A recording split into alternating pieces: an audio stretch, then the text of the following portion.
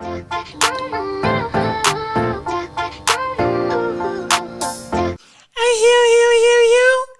ma'am. Yes, sir. Welcome back to another podcast episode. My name is Bokang Jiyane. And if it's your first time here, welcome. I hope you stay and I hope you enjoy this episode that I will be doing. It's very chilled this time around, very calm. It's not too brazy. It's not too brazy, But as I start every other show, please make sure that you like, comment, and subscribe. Hit the notification bell so you can get notification every time I post a new podcast episode or video. And if you're listening on any of the DSPs, please make sure that you like and rate this podcast a 5-star. Young Tola. Dango is thank you.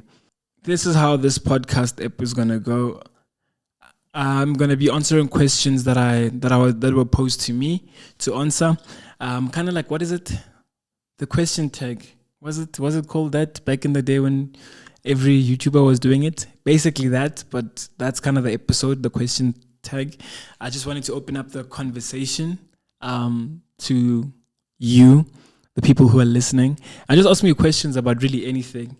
Because I did put the question tag on my Instagram story at Bokang_Jiyane and also on the Let's Talk podcast IG, which is, I think, at the Let's Talk podcast. The Let's Talk podcast. I think the Let's Talk _podcast. Something. Hey, man. Go look in the description below and follow us there. But yeah, I did get a couple questions which I will be answering. And yeah, that will be that. Let's get into first poem of the week. So this is poem of the week. This is how it goes. It's untitled. It says, if I am honest, I had given up on love. It hurt, it burnt, I learnt. Things turned when your eyes locked with mine while eating ice cream. I thought nothing of it until we hugged. An embrace like that would make the most cynical dive into the unknown. Head first, no questions. For a burst of emotions familiar but new were awakened. Now, I anticipate the hurt to be burnt for lessons learned, maybe turned a new direction. For that I hope for an easy love and willing love. I choose you kind of love, I will fight for you kind of love, a Bonnie and Clyde kind of love, a Romeo and Juliet kind of love. Miss the tragedy, focus on the romance, because all I want to be is your man's. Damn. I know it's a little too early, but may I say it? I love you. Wow.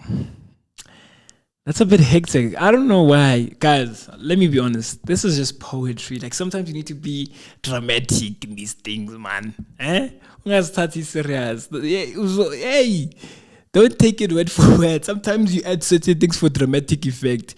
I get it. That's why we use poetic devices, so that you can go, ooh. What the lie? It's not as deep as it sounds. But last week I had spoken about that girl, right? It's the same girl with this poem, lol. And I think things just, like I said, like things didn't pan out the way they could have or should have. And I really did like her, man. I really did have a huge crush on this girl, man. And I just really hope things worked out. But in my experience of romance, my limited experience thereof is, but not just romance. I think in life, growing up is really the idea of hope for the best, expect the worst kind of ideology. And it's an ideology I don't really encourage for many, because it's just not feasible. Like, sometimes as a human being, just like do things as they are and as they come. But I think with love, or romance, with romance rather, it's become very different for me, for various reasons, which is a whole podcast episode on its own. But that's kind of the ideology specifically for that. That's really resonating with me at the moment, to say, you know what, I'll hope for the best and I'll hope for a good romantic relationship, but I'm expecting the worst. I'm expecting the worst to come out of that. That's purely just based on experience, not even Uguti like someone hurt me. Like like experience, but not an experience of hate. Yeah. So it's just dumb, and people I guess will disappoint you to a certain extent, and it's okay. Just learn how to move past that. And I know it sounds cynical, it sounds very pessimistic, but it's really not. It's just trying to navigate the way, because as an individual, you're also trying to protect your heart, And as an individual like myself who wears their hearts on their sleeves, it's very hard to like continuously be rocked, because then you end up building walls, which then also impacts the next experience you have with the next individual.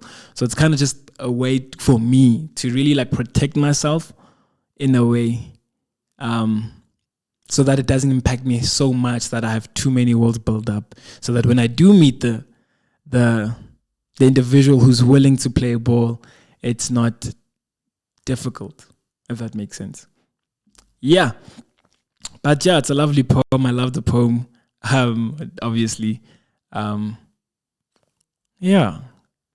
I mean, at least we went to an ice cream date, a win is a win, guys. Anyways, that's that on Poem of the Week. Moving on into the chats, man. I did say you guys have questions for the Broer, and we're going to get into those questions right about now. Okay. All right. While I get those questions out, let's see what people are asking the Broer. Yeah, now looking at it, I didn't get much questions. Kantele shy. Are you shy? But it's all right. We'll give you guys an opportunity another time. Maybe there's nothing to ask Bokang. Agid. But anyways, we've got someone here who says, what inspired you to start dancing? What inspired me to start dancing was my older sister, and the studio, the Eunice Maria School of Dance, was at the time at Irene Primary School, which is the primary school I attended, right? But backtrack, not much of a music person, but the music that was coming out at the time I was like 7, 6, 5, it was really like the early 2000s R&B, hip hop, rap, that kind of vibes, where they still used to do like dance moves and all that, but like they had like dances and all of that. And also people like the likes of Michael Jackson and Richie, Lionel to an extent, Bobby Brown, watching those people, being exposed to those music videos at a young age were what impacted me to like to dance, because they would dance and do all of that stuff. And groups like your Boyz II Men, New Edition, where they always had choreography in their music videos and their performances.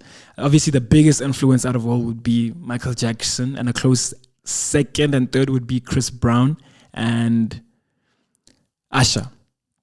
So having loved what they do, by the way, I always thought I'd be a Chris Brown on Usher and a Michael Jackson one day. I just wasn't blessed with the pipes. So I like that. And obviously seeing my older sister dance was really nice. And a lot of the young people at the time, for extramurals, they were dancing. This was grade 1. And I had always had this thing to want to dance. So I always asked my parents that, can I join? Because Lebo's dancing, can I?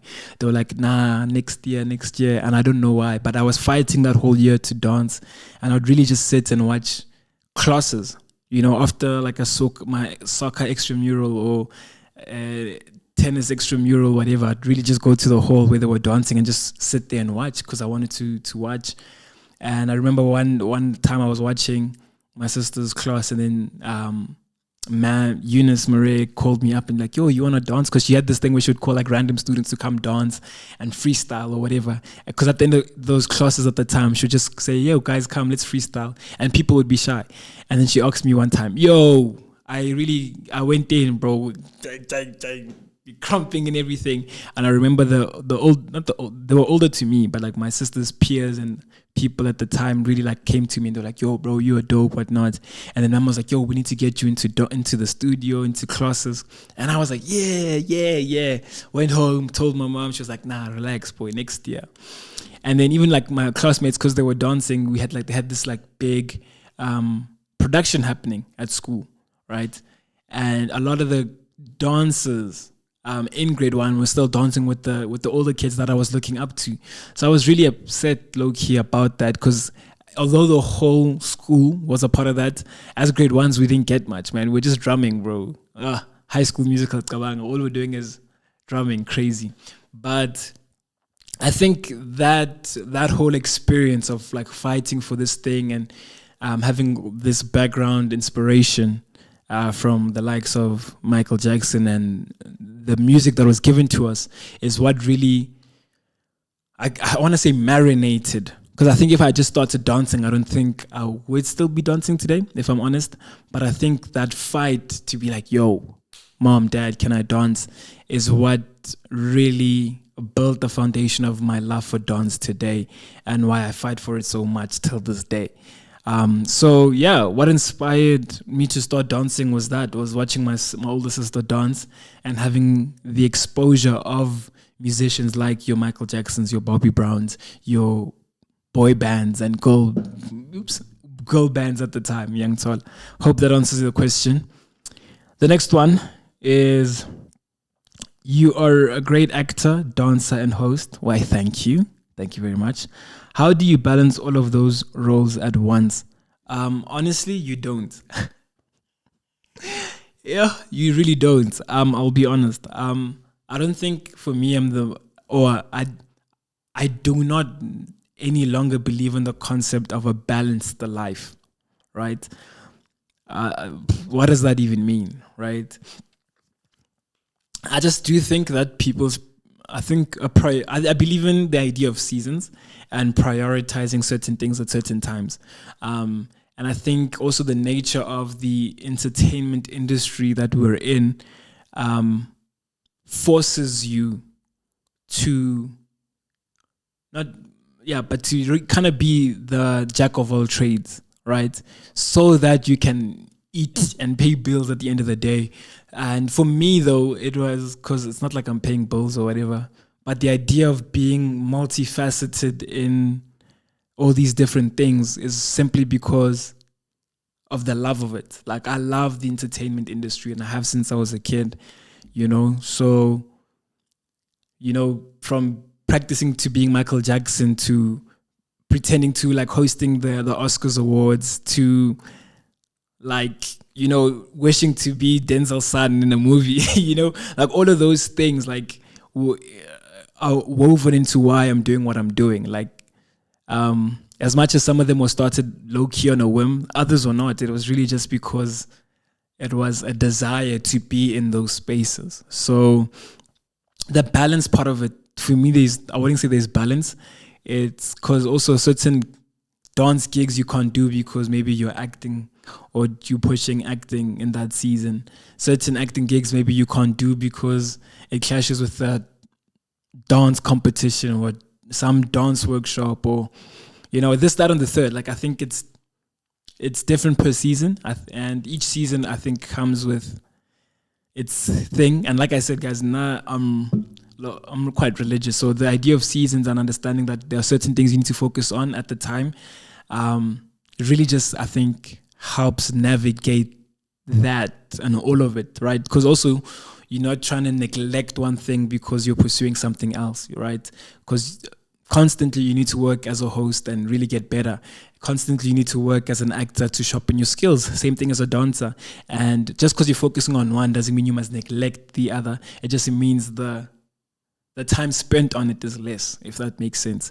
But at the end of the day, there are certain things, at least for me, that I say there are just things that need to get done, right?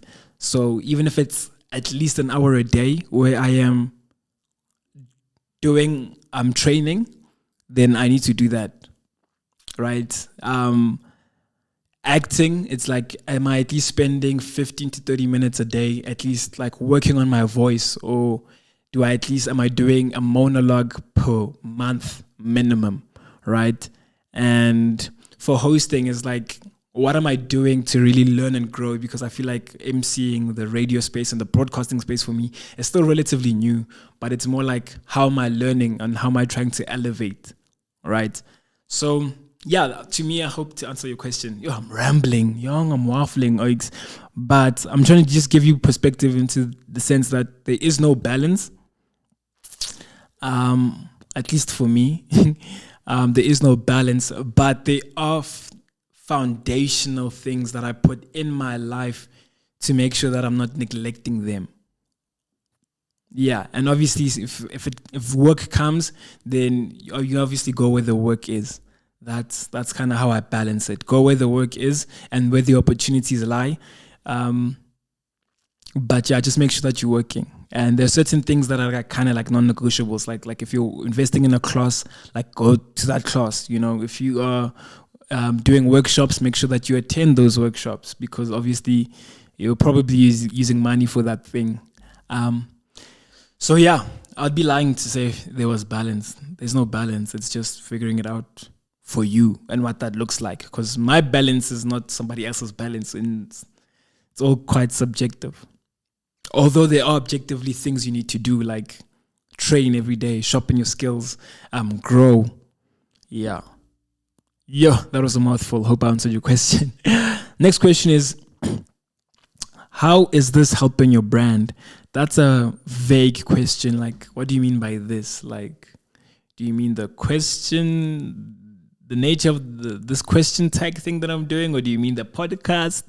I don't know. But I'm going to interpret it as you're saying this thing, including the whole podcasting. But for me, I think this question tag, I don't think I have a brand yet. I think that's something I still need to establish. And I think that comes with time. I'm okay with figuring that out with time. I'm not going to just make a brand and just move according to that, because I think also people, we've developed and changed, man. I am who I am. That's something I can't change. But I think it's how it helps, I think, is just to understand that at the end of the day, I'm just trying to have a conversation. And by me doing this tag, it just shows that, BK really wants to have conversation, even if it is in forms of virtually and you're not coming in studio. So I think that's how it helps my brand. But yeah, hope I answered the question. Another one is, does a podcast have to have visuals for it to be successful this day and age? Yes and no. Yes and no, in the sense that there are many podcasts with massive followings and listenerships that don't even have a single video to its name, But on the back end of that, there are also others who don't have videos and really don't garner that much listenership. I think at the end of the day I think it's a marketing thing. I think visuals are just better for a marketing perspective in this day and age, because many people don't really go out searching for podcasts, right? It's a lot of the time in this day and age, it's, I saw your video on TikTok, I saw your video on Instagram, and I decided to give your podcast a listen.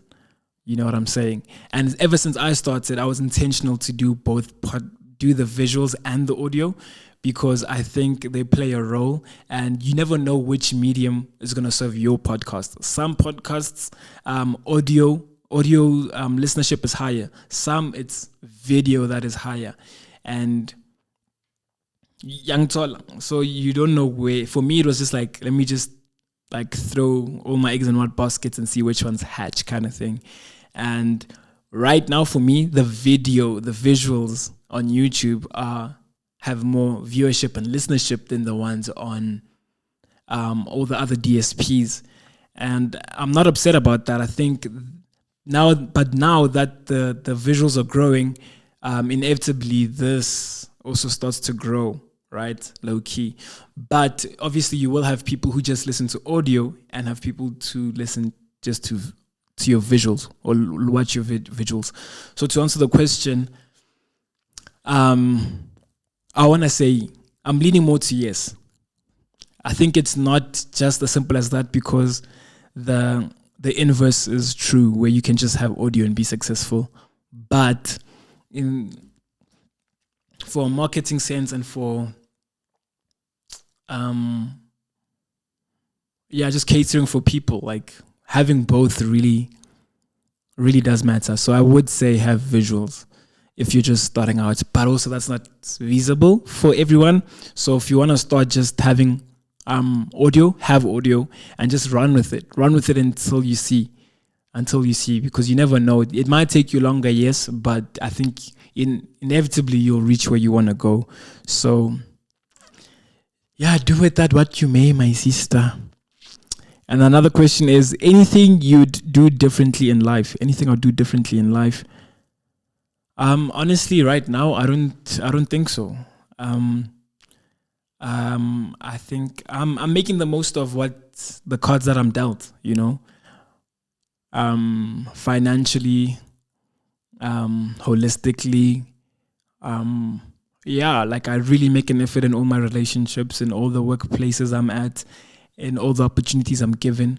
So I don't think there's anything inherently that I'd like to do differently right now, because I would like to think I'm intentional.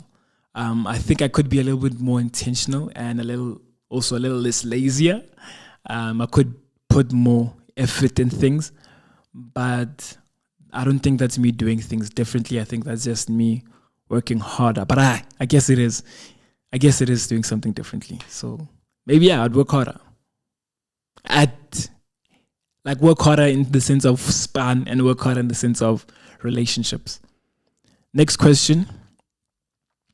Do you have imposter syndrome? If so, how do you put yourself in check? I mean, yeah, man. I do. I think everybody does. I think everybody has that, where you just feel like maybe I'm unworthy and stuff, or whatever. How do I put myself in check?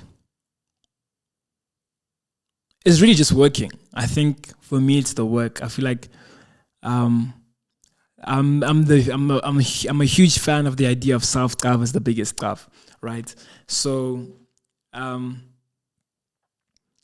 as somebody who struggled with like a lot of who struggles with a lot of insecurities and a lot of doubt, I want to say yes, validation is great, but it really can be detrimental as well when you don't get that validation. So something I had to learn is a level of self-validation, and it's not necessarily Urguti that you are prideful. No. But to sense that, okay, boy, you are cooking here, you are not cooking there. So I think it needs someone to be objective. I'd like to think, and I think I am an individual who's quite objective, low key, not so much, and objective in the sense that for me, I think I know when like I have a good show, and I'm like, okay, like I'm actually good at this radio thing, or I have a good like round, and I'm like, man, I can dance, bro. Like no matter what these judges or this crowd is saying, like I can dance, bro.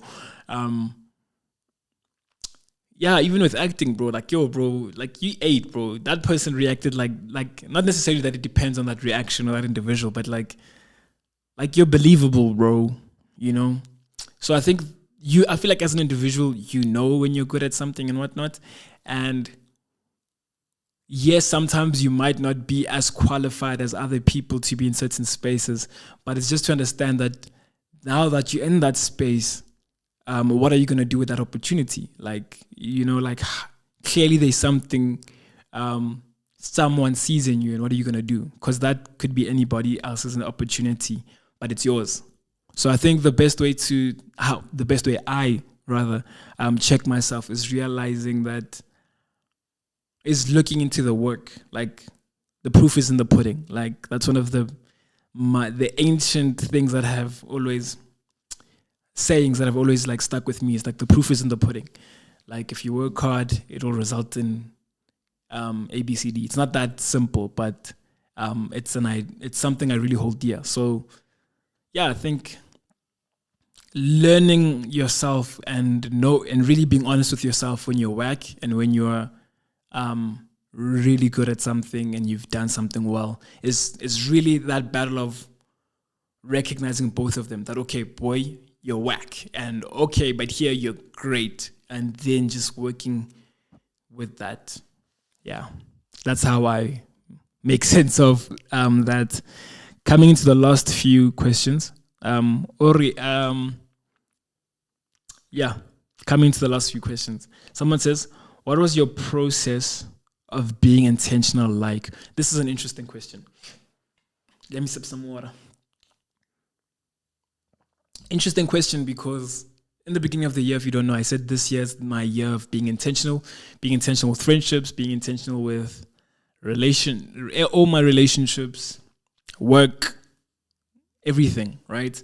I feel like there are certain places where I could have been more intentional and better, but I mean, whatever, right?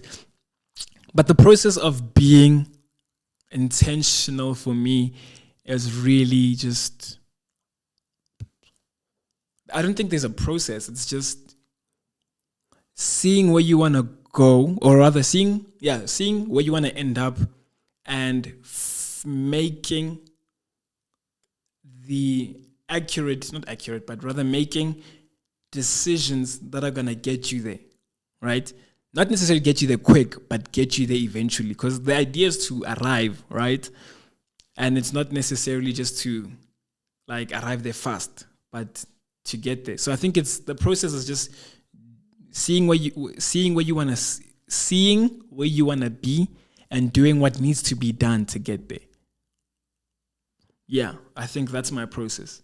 And how that looks like, though, is different for everyone because not all of our goals are the same and values and all of that. So it's kind of like figuring out for yourself, like, okay, I want to be cum laude student and graduate cum laude. Okay, then what do I need to do to be cum laude student? To graduate cum laude. Yeah. And then another question is break down how you intentionally worked towards your goal. It's kind of like what I said with the previous one. It's doing. A lot of us we think a lot. We have great ideas, but what separates the great people and the people who are not so great is really just the action. Action separates us.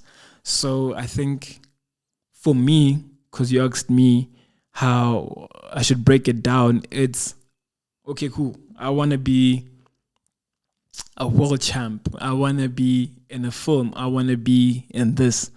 How do I get that, right? So there's certain things I need. Maybe let me just break it down with one goal, right?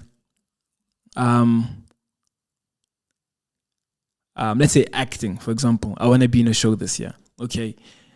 Do I have training? Am I a decent actor? Those are questions I start to ask myself, right? Okay, now, how can I get myself there? Okay. Am I signed to an agent? No. Okay, let me get signed to an agent. Okay, let me go to auditions that they send me. Okay, am I nailing those auditions? Okay, no. What can I do to nail auditions? Go to classes, attend workshops, attend those things. Am I getting better? Great, yes, I'm getting better.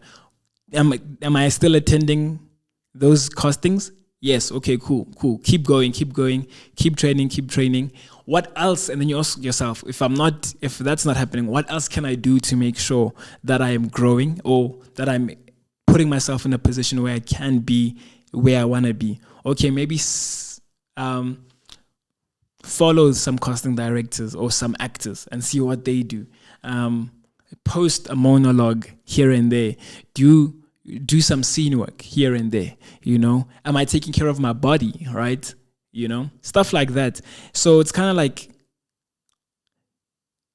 having everything you need that is fundamental to succeed and thinking of other ways to get there, right? So that's how I see it. So it's not really simple as this is how a breakdown, because like I said, it's subjective for what one's goals are and your values and all of that.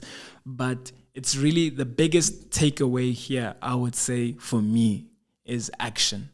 Like, if you want to be in a Hollywood film, well, do the necessary steps to see yourself in a Hollywood film. If I want to start a YouTube channel, I need to do the necessary things to start the YouTube channel, right? And sometimes those things are just, it's not impossible goals. A lot of the goals and dreams that a lot of us have, it's just some of us don't try, or we give up, or we talk ourselves out of those things, right? Then sometimes we delay ourselves into achieving what is sometimes even inevitable, one would say. So I think, practically speaking, your breakdown would be different, but I think how I did it was especially for this year, was where do I want to be, what do I want to achieve, and how can I do that, and what am I doing to do that, right? And if it's not working, how can I do it differently to still achieve what I want to achieve? Because sometimes you can do all and tick all the boxes but not achieve, and understand that maybe this way is not working for me, but another way can work for me. Because you know what they say, there's 9 ways to kill a cat or skin a cat. That saying, So there's try different venues. It doesn't start and end at that one breakdown. Yeah. Anyways, I have been yapping and yapping. But yeah, that's that for this for this podcast episode. I hope you liked it. Hope you enjoyed it. I hope you tried you engaged something. Maybe you have questions now for me. Put it down in the description below. Put it down in the comment section, and I'll make sure to answer to that question as best as I can. Just to have that conversation, you and me now. But yeah, until next time, it's been lovely. It's been great. Don't go. It's thank you. You should.